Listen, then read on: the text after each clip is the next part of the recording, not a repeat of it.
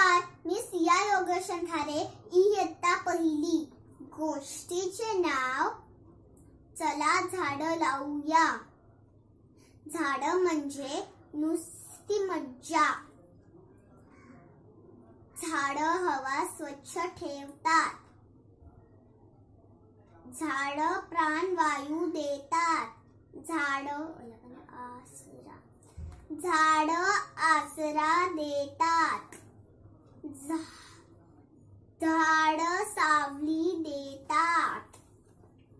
झाडांमुळे पाऊस पडतो.